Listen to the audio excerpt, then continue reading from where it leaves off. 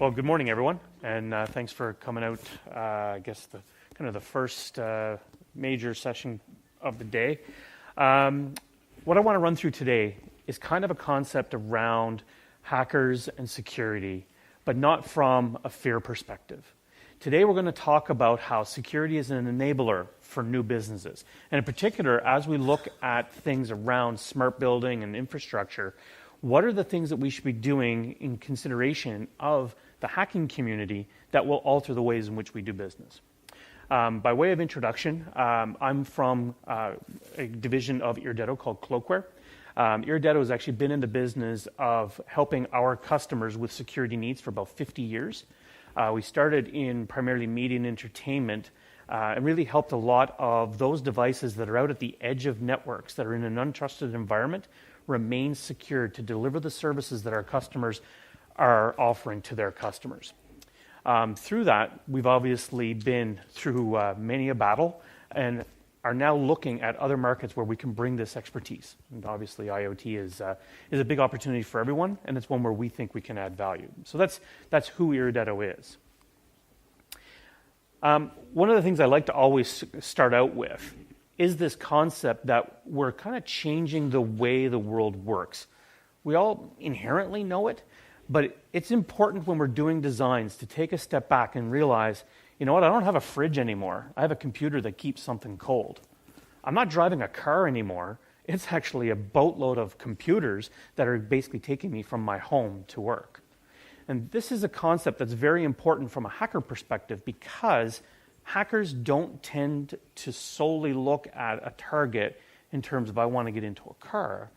They look at what are the variety of platforms that they already have familiarity with and how that they could best monetize that regardless of what the market is.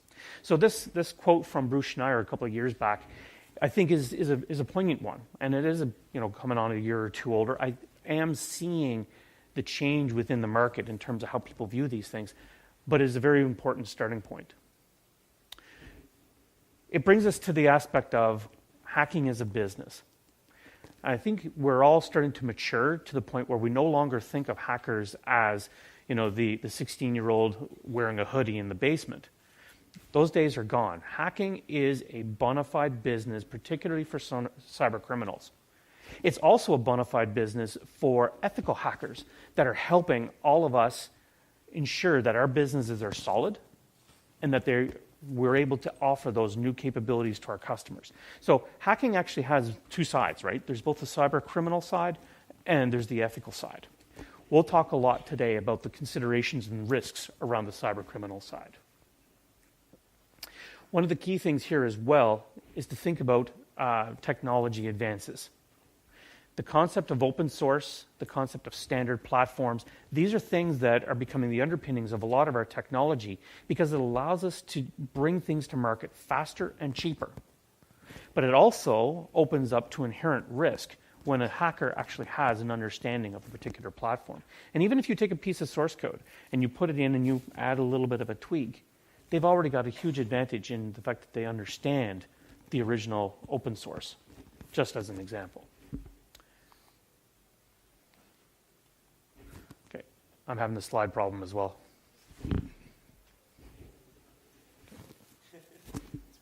It's been hacked, yeah.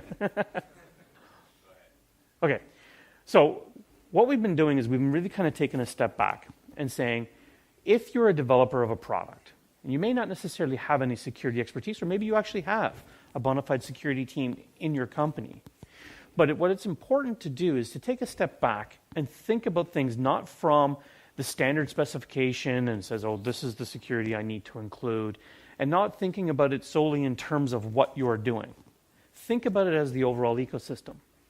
So this is a little story I've got about protecting a house. If you were to talk to the lock manufacturer and the developer for that, he's going to take a look at it and say, okay, I need to have very strong metals in the lock, and so he'll design the right alloys in. I need to make sure that the tumblers are protected behind a plate because I don't want someone to be able to pick the lock, and so they designed that in. Maybe they actually add some electronics to it to make it a smart lock. And ultimately, their whole goal is to say, well, my lock is secure, therefore you're safe in your home. Well, an architect would actually come along and design your overall security for your home, and he'd say, well, that's just a lock.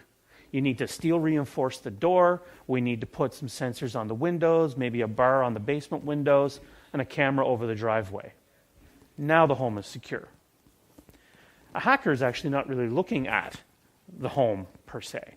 They're driving down the street looking for the best combination of something that looks attractive to maybe a flaw that they feel that they can flaunt.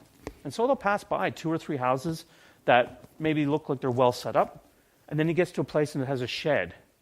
Well, what do people usually keep in their sheds? The ladder. And there's a $3 padlock from Home Depot protecting that ladder, which gets them up to the 2nd floor of your home.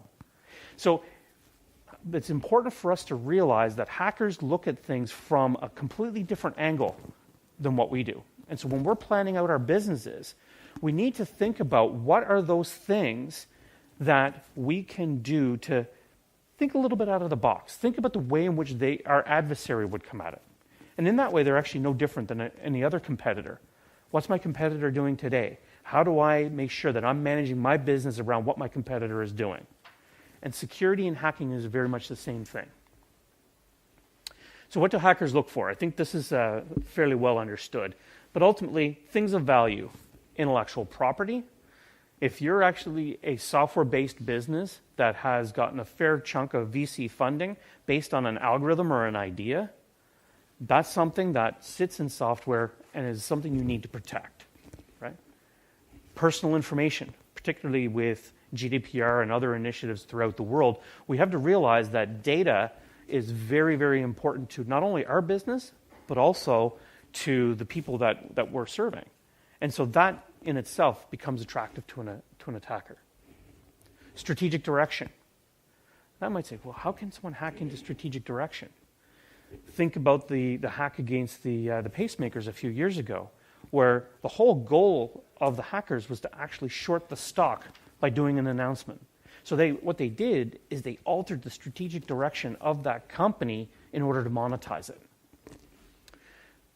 They're going to look for things that stand out to them. What are patterns in the code? What is recurring data?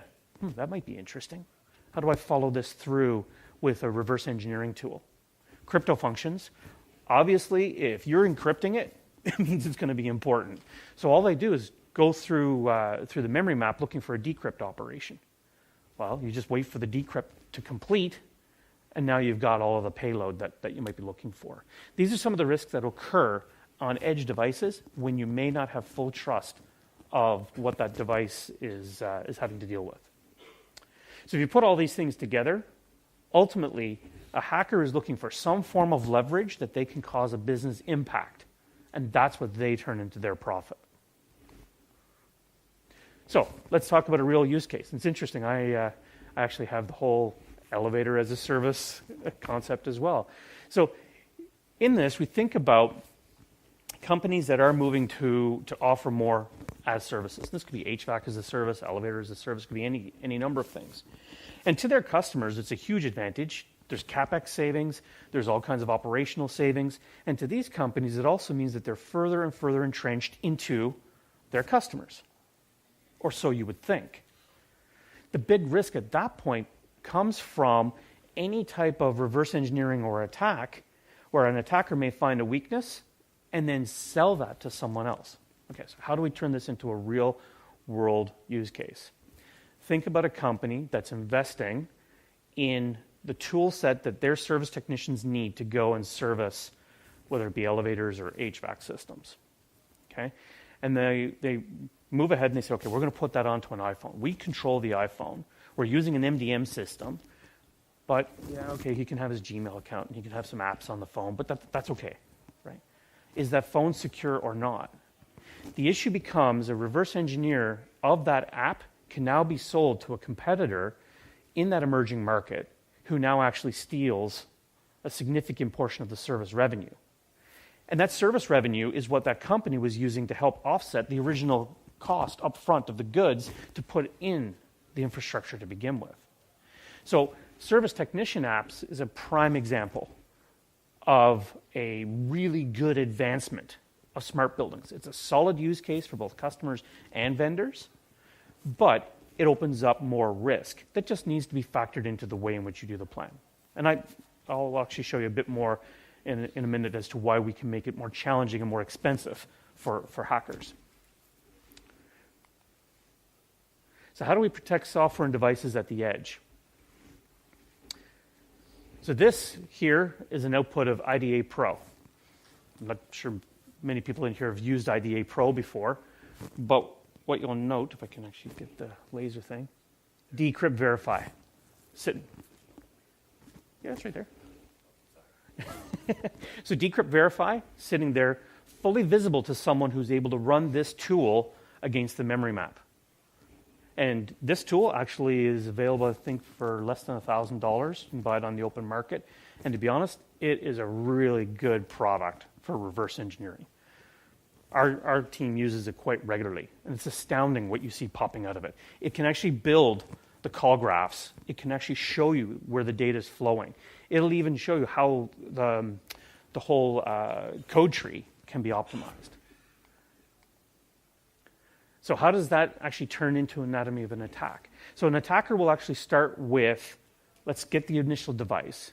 Let's get something that maybe for a smart building, they walk down an alleyway and they grab a surveillance camera. They now have it within their own control. Or maybe they actually get access to an app. Right? You were talking about the edge building. That edge building has apps on all of the tenants' phones. Each one of those can be taken out of that building, and now the software sitting there running on a phone that can be fully leveraged. Jailbreak the phone, you put some of these tools on, and now you can start to gain understanding of how to maybe get access into that building. Sorry, small segue into the edge. So I was actually there last year with a potential client, and I have to say the scariest thing that I actually saw is at the top of that atrium, the roof is actually all glass. And so when I looked up, there was actually a window cleaner standing on the glass, cleaning the ceiling. So, like it's the more we advance, yet still the more classic things are needed, right? So that one was interesting. As I said, so back to the topic. The device is something that you need to think about. The smartphone app is the thing you need to think about. What's communicating between the two? Now, obviously, encryption is a solid feature there. But you need to worry about the man-at-the-end attack, not just the man-in-the-middle attack, which is classic protection of crypto. What is it connecting to? In the cloud. Well, to be frank, actually, cloud security, there's a lot of really solid vendors out there doing that right now. I think that's not where attackers are going to go. It's more that edge.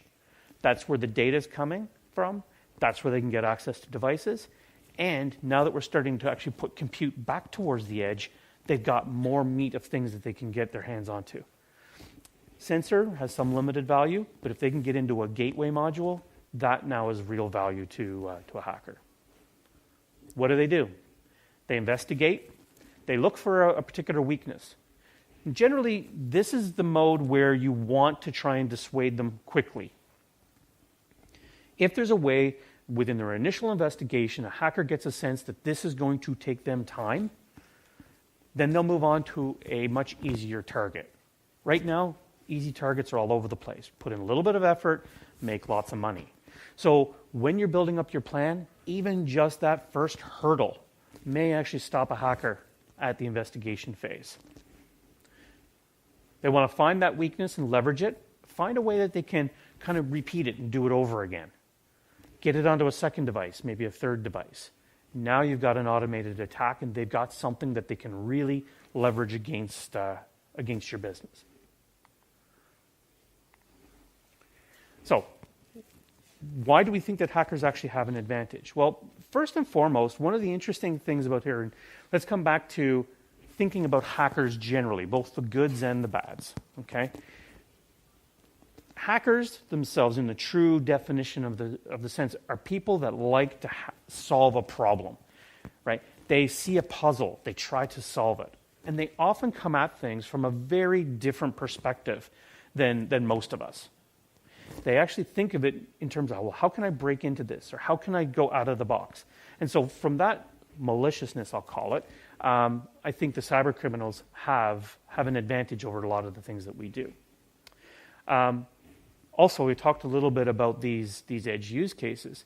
When you're developing a product and you're going through how does someone use it and how do you test it, and what are the eventualities and risks that you need to assess related to that product? Well, how often have you heard yourself saying, that's very unlikely to happen. It's not going to be a big deal. We're just not going to work on that. That's what the hackers are looking for. That is the exact hole or gateway that allows them to get a foot in the door, start to peel back that onion and try to identify a problem that they can turn into something. We also have to remember that we release our product. We provide them with all the information that they might possibly need. What does it do? How does it operate? What's the standard platform? What's the software release? All of those things that are included in your product to your customer is out there in the public. And that's something that when we tried to go the other way and understand what hackers are doing, we're much more limited in understanding of what they're actually doing against businesses because they don't communicate it. So how do we actually protect this? So one of the key things is, and these are not new mantras, you're going to hear this from all kinds of different security companies, but the more that we can actually understand the requirements of our business and the potential risks that our business are at and designing that security in from the beginning and on an ongoing basis, we're already going to be in a better position than most of the products that are out there on the market. So when you think about building this in, think about, well, how would a hacker look at the problem? How are they approaching it? And depending upon how they approach it, that's what you then build into your security design. Software protection. So as we said, software is kind of the gel that's going to start to pull all of these things together. Software is something that you can constantly update, add new interesting things for your customers. You build on very strong and solid hardware platforms, but software is what gives you the flexibility. So we need to protect that. It starts with, software development life cycles, doing good coding practices, code inspections, things like that are very solid. Then you have code vulnerabilities, looking for problems and assessing, where there might be buffer overflows and so on. But ultimately, you also need to make that software very difficult to read. Even something with no vulnerabilities that's been well code inspected and gone through an SDLC, you put in Irdeto Pro and it still sits there. All the strings are perfectly visible. You can follow the data. So you need some form of software protection. And now, Cloakware's technology does provide that. There's also 3 or 4 other really solid companies on the market that we're all kind of working to help the entire industry move towards protection of software. So that brings us to a defense in depth type strategy. So how do we go through and build up those barriers? It's not just a matter of having one thing in there and the software's protected. It's a number of different techniques that you want to layer. It's that defense in depth. When he figures out one, he has another closed door. He opens that door, then there's another one. But the other beauty of defense in depth, particularly with software, is that the variety of different techniques that you have available to you also allows you to tweak or tune the security need to the performance need. Right? We all know that you still need to have a product that's going to operate in a fashion that is what your customers were looking for. So size and performance are a critical thing. So how can I use a tool set that allows me to adapt and cover off the security needs without necessarily impacting the product? Okay, so I'm just going to close off with a couple of different graphs just to give you a sense of what software protection techniques can do. Here's a very simple data dependency graph. And it talks through a calculation which ultimately gets you down to this result at the end. You can kind of see that there's some white lines and black lines, relatively simple to follow. The concept of data transformations turns it into that. So the whole point here is to take the 10 minutes a hacker might have spent and now turning it into 10 hours. We're not trying to say he can't get in. We're trying to say he's lazy and he's not going to want to because we've made it hard for him. That's a data dependency graph. Okay, well, let's talk about the actual control flow itself. Who here has had a professor that taught them write your code really cleanly? Make sure your functions are well documented. Make sure that they flow one to another, and it's very easy to understand. That's like news. That's like exactly what a hacker wants to hear, news to their ears. So in this example, we're showing a very simple program, obviously, right? You're ultimately getting down to return from bar with a function off to the side called foo. Well, what if we actually took a bunch of control flow techniques and turned it into a call graph that statically is next to impossible to try and understand because it requires dynamic runtime understanding of how to proceed? And a lot of this is misdirection. So it looks big and crazy to the guy with a pencil trying to follow it and figure it out. But at runtime, when it's executing, it's pretty close to the performance of the original code and is guaranteed to be semantically correct. So ultimately, what you're trying to do is say, okay, you want to do static analysis? Take that off the table. Now I'm forcing you to follow this through. And what you end up with are these big, huge case statements that require correct execution in the previous selects to be able to know which is the correct control flow. Ultimately, you're trying to make it challenging. Now the 10 hours of analysis of the data now turns into 10 days, or maybe it turns into 4 weeks. Most hackers will move on to another target at that point. And even better, with all of this stuff being injected after the original source code has been written, it is governed by randomness. So you just simply change a seed that you put into your build chain, and you have a completely different looking piece of software that forces the hacker to start at 0 in his analysis. So consider security from product inception. Make sure you look at the full attack surface. Think about it the way they would. What elements in the ecosystem maybe you don't even control, but they may be your biggest risk. Make sure you factor in updatability and regularly renew your software. Every time you put out a release, make sure that you're resetting the clock for them. Instead of them being able to say a differential analysis between release 1 and 1.1, let's make it a complete start from scratch for them. Think holistically, ease of attack, and about your multi-layered defense. Thank you.